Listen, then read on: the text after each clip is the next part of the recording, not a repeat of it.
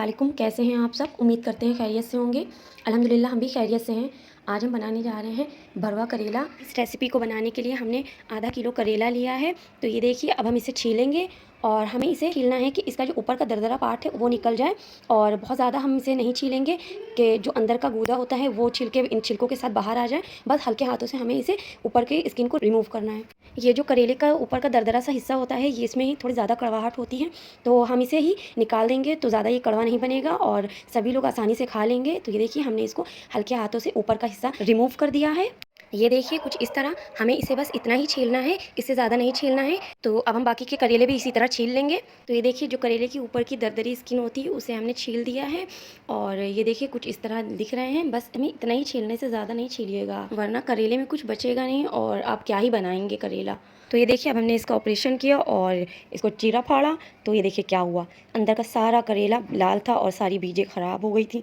अब हम क्या करें, क्योंकि इससे पहले हमने इतनी बार रेसिपी बनाई है, कभी ऐसा नहीं हुआ और आज हमको शूट करना था तो आज ही ऐसा हुआ है। सारे करेले की बीजें लाल निकली। अभी ये दिखाते हैं हम आपको। ये देखिए, अभी इसको हम फाड़ के दिखा रहे हैं और जो इसमें करेले की बीजें होती हैं वो अगर हम इसको पीस के डालेंगे इसमें तो एक क्रंच आएगा मुंह में, तो बहुत अच्छा लगता है। अब यहाँ पर हमारा मूड तो ख़राब हो ही गया था, लेकिन चलिए इस बात को इग्नोर करते हैं और अपनी रेसिपी को आगे बढ़ाते हैं। तो ये देखिए, हमने सारी जो अंदर की बीजें थी उसको निकाल दिया है एक चम्मच से और ये सारे करेले को हमने सब साफ़ कर लिया है। तो अब हम इसे पानी से धो लेंगे और खूब अच्छे से इसे साफ़ करेंगे।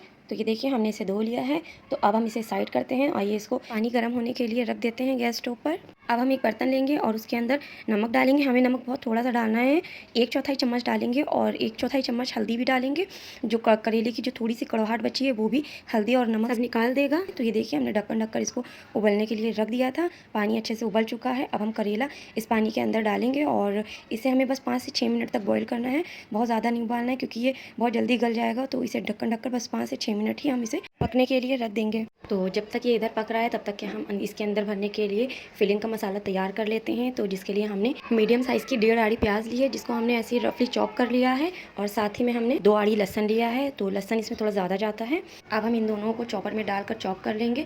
हमें इसे बहुत बारीक नहीं पीसना है, बस इसे मोटा मोटा चॉप करना है, बस दरदरा सा रहे। तो ये देखिए, कुछ इस तरह हमने इसे मोटा मोटा चॉप कर लिया है और अब हम इसे एक प्लेट में निकाल लेंगे और जो बाकी का बचा था प्याज और लहसन उसे भी हम इसी तरह मोटा मोटा चॉप कर लेंगे। तो ये देखिए, प्याज और लहसन दोनों अच्छे से चॉप हो चुके हैं। तो और इधर दूसरे साइड पर करेले भी उबल चुके हैं। ये देखिए कितने अच्छे से उबाल आ रहा है, तो करेला भी पक गया है। तो अब हम इसे एक छन्नी की मदद से छान कर सारा पानी इन करेलों से अलग कर देंगे और करेले निकाल लेंगे।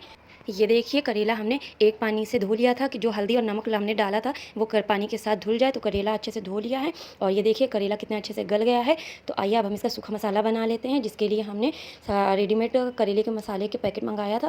तो आप किसी भी किराने की दुकान से ये पैकेट मंगवा सकते हैं, ईजिली मिल जाता है। तो ये देखिए, इसमें सब मिक्स रहता है और इसमें बस थोड़ा सा धनिया कम रहता है। तो आपके पास अगर सूखा खड़ा धनिया है तो मिक्स कर लीजिएगा। और हमने आधी कटोरी करेले का मसाला लिया है। तो ये देखिए, हमने सारा मसाला ले लिया है। अब हम इसे एक तवे पर डालकर ड्राई रोस्ट कर लेंगे और हमें स्लो फ्लेम पर ही कुक करना है इसे। तवा हमने उठा लिया था बीच बीच में, ये मत बोलिएगा कि फ्लेम हाई है। तो ये देखिए, हमने स्लो फ्लेम पर ही इसे ड्राई रोस्ट कर लिया है। इसको भूनने के बाद जो इसमें से खुशबू आती है वो हम बता नहीं सकते कितनी अच्छी होती है।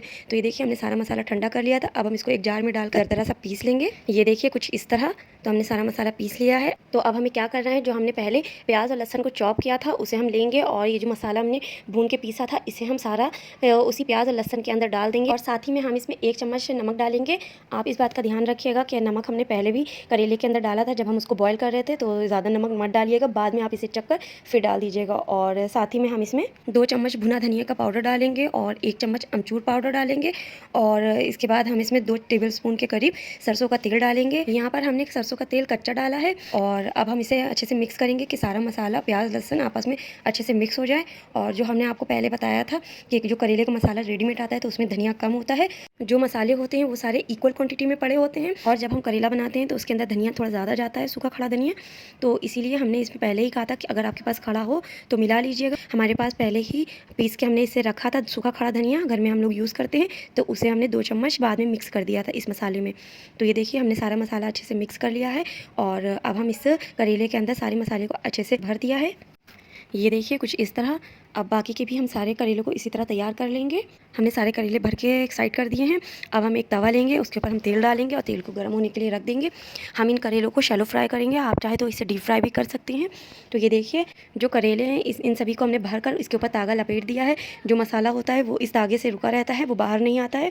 तो ये देखिए कुछ इस तरह हमने इनका ऑपरेशन किया है। इधर तेल भी गर्म हो गया है। अब हम एक एक करके इन सभी को इस तावे के ऊपर बिछा देंगे, ये देखिए। और हमें इसे स्लो फ्लेम पर ही कुक करना है, फ्लेम हाई नहीं रखनी है, वरना ये ऊपर से जल जाएगा और अंदर से अच्छे से पकेगा नहीं। तो हम बीच बीच में फ्लेम स्लो करके इसे पका रहे थे, जिससे जो हमने अंदर मसाला भरा है प्याज का और लहसुन का वो भी अच्छे से पकना चाहिए। ये नहीं कि ऊपर ऊपर से सिर्फ एक लेयर अच्छी सी गोल्डन से आ जाए और अंदर से मसाला कच्चा रह जाए। हमें धीरे धीरे करके इसे फ्राई करना है।